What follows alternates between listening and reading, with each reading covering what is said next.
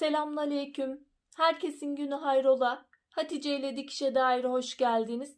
Bugün sizlerle birlikte elimde bulunan opsiyonel makine ayaklarını göstermeye çalışacağım inşallah.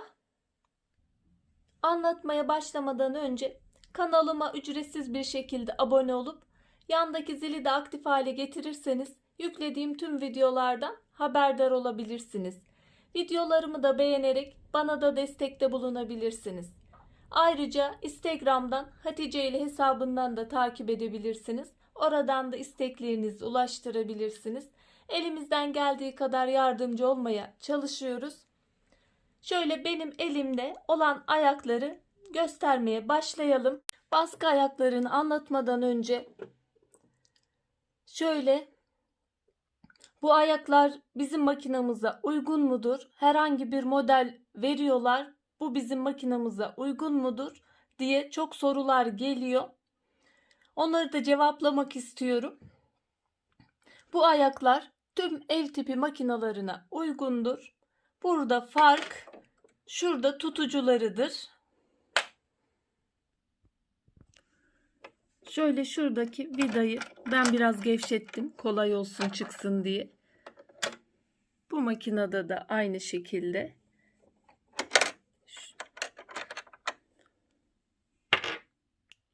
Ayak tutucuları farklı da tabii daha farklı ayak tutucuları da var. Benim mesela iki makinenınki bile biraz farklı. Bu C5205'in, bu da Singer Quantum 9940 modelin tutucusu. Burada şu arkada mandalları var. Zaten ayakları kullanımda gösterdim. Mesela bu direkt şöyle mandalı sıkıştırınca takılıyor. Burada da aynı şekilde şu arkadaki mandalı bastırıyoruz. Bırakınca kendiliğinden direkt tutmuş oluyor. Şimdi bunu buna da tutturabiliriz. Aynı işlemi yapıyor. Ayakları aldığınızda herhangi bir tutucuya rahatlıkla geçirebilirsiniz. Zaten makinenizin modelini söylerseniz size en uygun olanını verecektirler.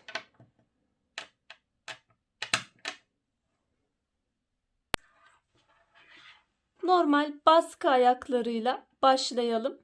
Baskı ayaklarını da göstermeden önce şunu da belirtmek istiyorum. Makinaların zikzak ayarlarının genişliğine, milimine bakmanız gerekiyor. Bazı makineler 9 milim, bazı makineler 7 milim, bazı makineler 6 milim, 5 öyle. Yani makinaların zikzak genişliğine bakmanız gerekiyor. Benim elimde baskı ayağı, orijinal Singer'in baskı ayağı, Singer Quantum 9940 model baskı ayağı. İlk kullandığım makine videolarda. Bu makine 7 milimlik zikzak genişliği var.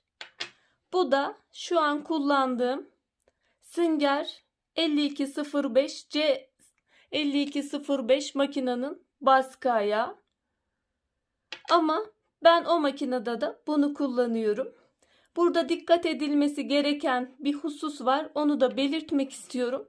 Düz dikişlerde değil tabi bu, ama zikzak, piko, o tarz desenli zikzak ayarı yapılabilecek desenlerde dikkat etmemiz gereken, bu 7 milimlik makineyi 6'da her halükarda hiçbir sorun olmadan rahatlıkla kullanabilirim. Çünkü şuradaki kısım, şu aradaki kısım 7 milimlik. Buradan buraya kadar 7 milim şeklinde piko genişliğini, zikzak ayarını yapabiliyor. Bu makine 6 milim. Bu ayağı ben 7 milimlik bir makineye veya 9 milimlik bir makineye kullanırsam orada zikzak genişliğini, piko ayarını fark etmez. Herhangi bir deseni, düz dikişte sorun yok. Onu belirtiyorum. O tarz dikişlerde sorun yok. Ama zikzak genişliğini buradan buraya gelebilecek bir desende 6 milimden yukarısını kullanamam. Eğer 9 milimlik 7 milimlik makineye takarsam, o ayarda bir piko yapmak istersem iğne kırılır. Çünkü buradan buraya gelecek. O da bu aralık bize yeterli gelmiyor. Umarım bu açıklama yeterlidir. Bunlar baskı, standart baskı ayaklarımız.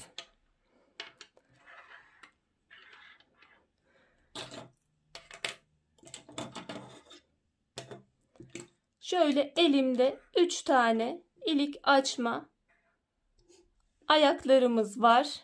2 tanesi tek adımda ilik açıyor. Bu da 4 adımda ilik açıyor. Bunların videolarını çektim. Açıklama bölümüne zaten gerekli olan linkleri bırakacağım.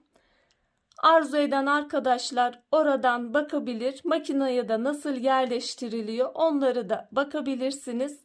Burada şöyle 4 adımdan başlayalım.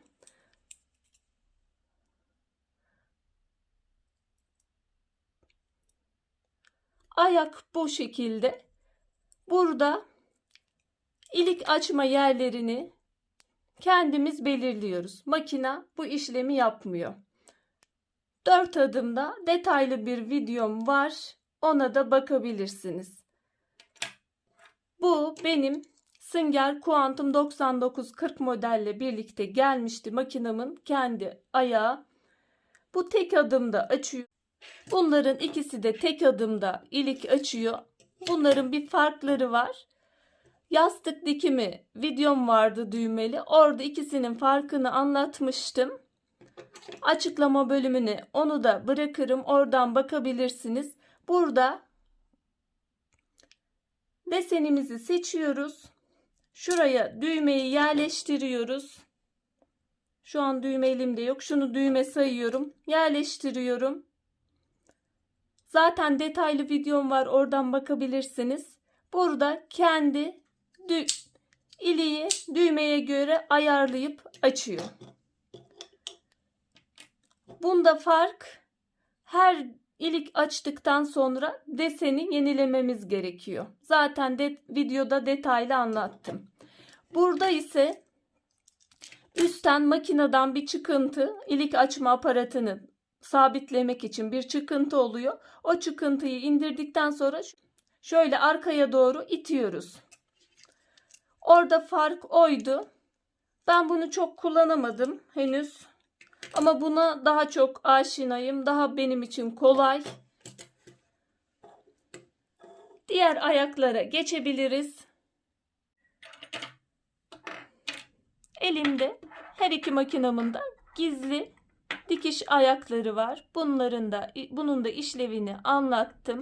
Burada sadece farkları biri 7 milimlik makinanın, biri 6 milimlik makinanın. Bu da üçlü kordon ayağı. Bunun da işlevini anlattım.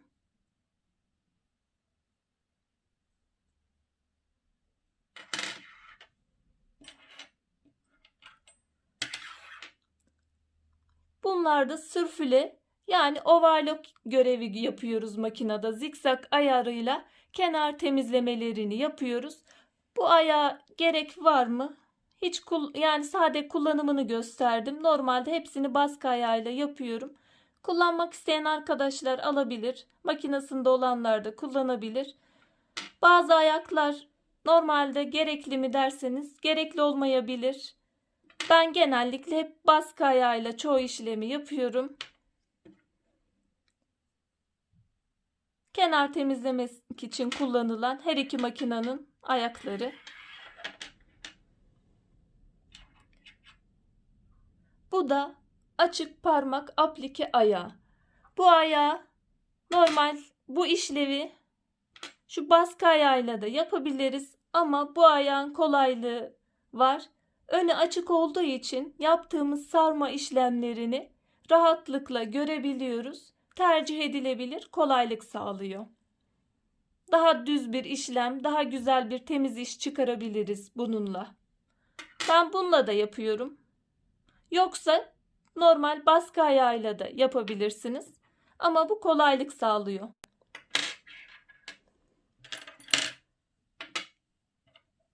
Bu da normal fermuar ayağımız.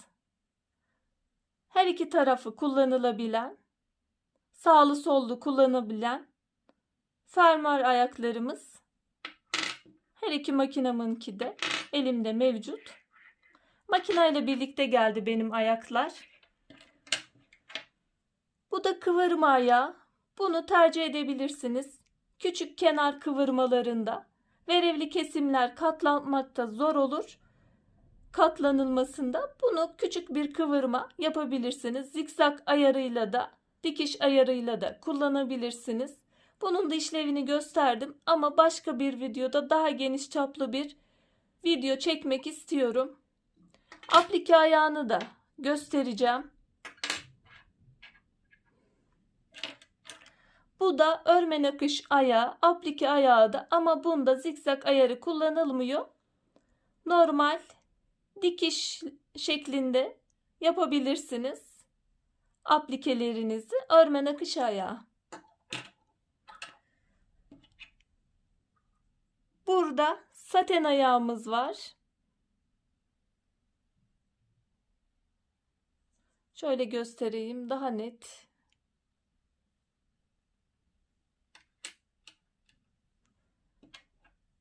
Nervür ayağı son zamanlar çok kullanılıyor. İnşallah ben de videosunu çekeceğim. Nasip olmadı çekmek. Benimki 9 oluklu. Bunu sonradan aldım. Makinamda yoktu. İstediğiniz gibi alabilirsiniz. Makinanızın markasını söylerseniz zaten size uygun olanı verecektir. Şu şekilde. Altta olukları var. Bu da deri ayağı. Arkada 3 tane tekerleği var. Rahat hareket etmesini sağlıyor. Kumaşın üzerinde.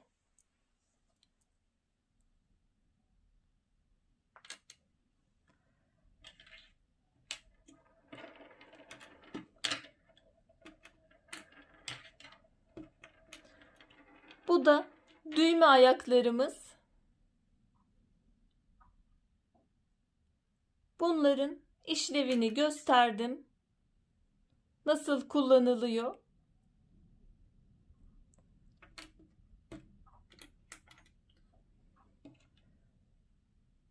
Bu da gizli fermuar ayağı. Bunun farklı şekilleri var. Metal olanı tercih edebilirsiniz. Eğer almak isterseniz metal olanını alın.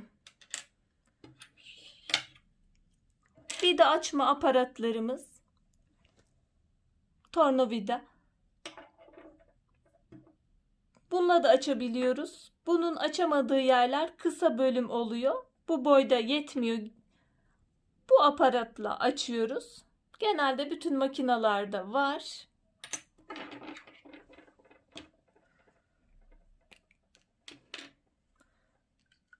Bu da sökücü.